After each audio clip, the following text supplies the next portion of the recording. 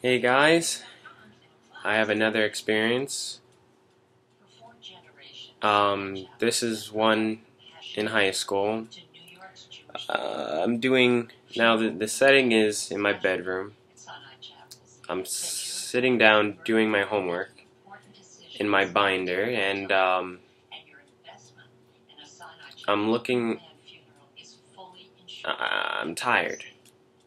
I'm going through probably a lot of homework, and I actually lay back in my bed with my book on my lap, and I fall asleep. Now, through my sleep paralysis experiences, I've had times where I I think I'll touch on that after I describe the dream or hallucination. So I'm sleeping, and through the sleep paralysis experience, I'm woken up, I'm lifted out of my bed, and I'm floated to the bathroom. While I'm dragged, I'm feeling my chest trying to pull off whatever is grabbing me. And as I feel this hard surface. It's funny, as I just felt something pass over my eyes as I talk about this. Um, I feel a hard surface on my chest, and I'm carried to my bathroom and shown a mirror. There's a mirror in my bathroom, and I'm terrified because now I'm looking at the mirror, but I'm not looking at myself. Fearful of the object or being that is carrying me, I just pan my eye level, just visible enough to see my legs and a smoky shadow, a smoky hesitation of sorts behind me. And because of this, I did not want to see what it was. I said, "Get away from me, go." I was petrified, and I must have angered it that I didn't want to look at it in the face, because what it did next was very strange. It then proceeded to take me, dive me in the bathtub filled with water, believe it or not, and it was also murky. Now, going through my paralysis experiences and the mysteries that they brought upon my mind, I also began to be interested in dream interpretations.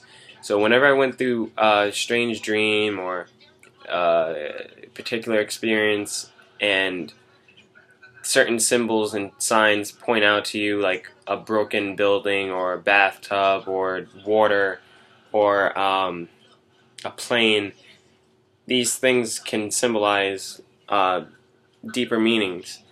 And I looked up murky water. I can't remember exactly what it said, but it's things like that that stick out, is what I'm trying to bring across. And what happened when I got dunked in the water is I felt the simulation of me drowning, and I couldn't breathe, but I could see. And I'm looking at the water, and I can see it's murky, and then I enter another dream. Now, my dreams have a tendency of leading into another. So I could dream about one situation, and then it can easily just shift into another dream, and then even shift into another dream after that. Having no correlation with the first and the last, I can still remember and piece together the stitchings that changed the process, the outcome, if you will. And so this next shift brought me to a world where it almost seems like back in time. It was definitely grass. I was in the grass, and there was a well. It looked like mid-fall, it looked like possibly cold. There's a lot of people around and tattered clothing, if I can remember, and there was something that was said, and it's so long ago I didn't write it down, but the memory stays very intact. And I think upon looking into the well, or upon me realizing that this was a dream, because that's what happens, is when I realize I'm in a dream, I freak out, and then I force upon myself the feeling of real sleep paralysis where I can't move, and somehow I'm brought back into the bathroom. I'm lifted out of the water, and I'm brought back into the bathroom and shown the mirror once again. I'm getting chills thinking about this, because I pieced together maybe this is a person from the past wanting to exemplify their experience of the time period that they came from, and maybe they want me to see their face and possibly communicate with me. And I don't like to follow those thought patterns, because it freaks me out personally, because I don't know what the person wants, and maybe if I asked I would find out, but I'm terrified. I don't know why I have that ability. So anyway, back to the bathroom. I am looking in the mirror and still avoiding eye contact. I'm actually now trying to get away from the thing. I am freaked out and pulling. I grab like the bathroom sink, pull on it, and I still grabbing and pulling and clawing my way to the doorway, to which I have a lot of hair product outside the door of the bathroom. I knock those hair product out, thinking, hey, my mom, my brother, my family's in the house. I can make some noise and possibly get out of here, right? I knock these hair product down. What happens? You think they make some noise, cans ruffling and loud clanks and brushes falling. No, it turned into hair. It turned into physical hair, like wig hair, and was completely useless. It did not work. So now I'm like, this is ridiculous. So now I have to make my way to the doorway, the hallway, of which there is a doorway where I can see my mother, who at the time, she spent a lot of time working from home and on the computer. And I make my way down the hallway, still pulling with every bit of strength. And the minute I got into visual of my mother sitting at the doorway, sitting at the desk, it released me and I fell forward. I fell forward and I just I'm released, I'm fine, I'm good. Now I can,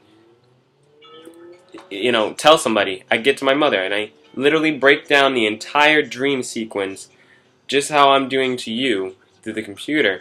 And she confronts me and says, that's a very strange thing, that I can't believe that just happened.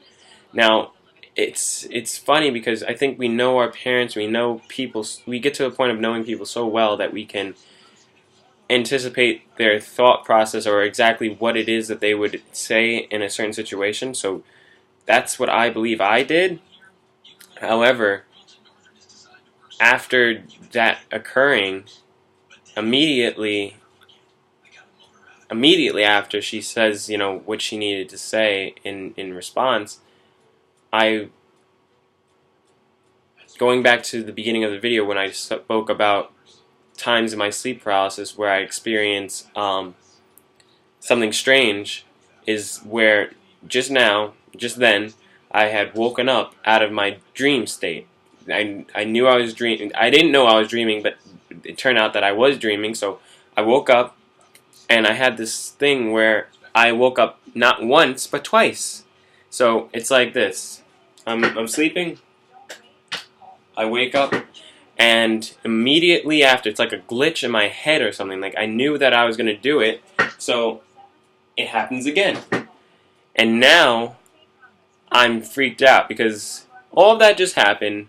I wake up twice, and on my lap is my book, of which I was doing my homework with, and I can feel the very bottom of it. And recalling back to the dream of where I was touching my chest, trying to feel the thing holding me up, that's what I felt. It was the hard surface of my binder.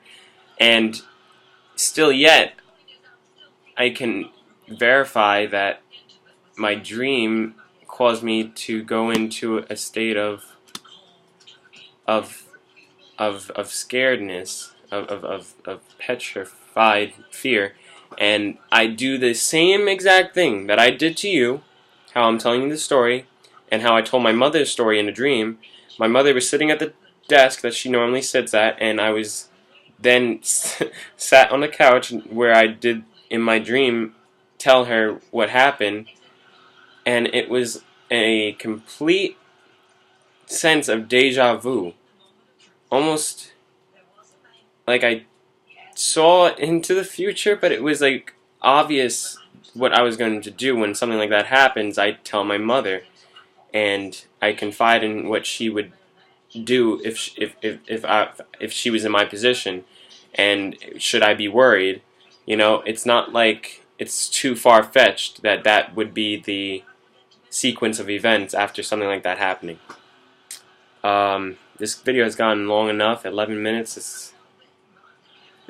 That was a very poignant experience in my explorations in sleep paralysis. So thank you for listening, and as always, have a good day.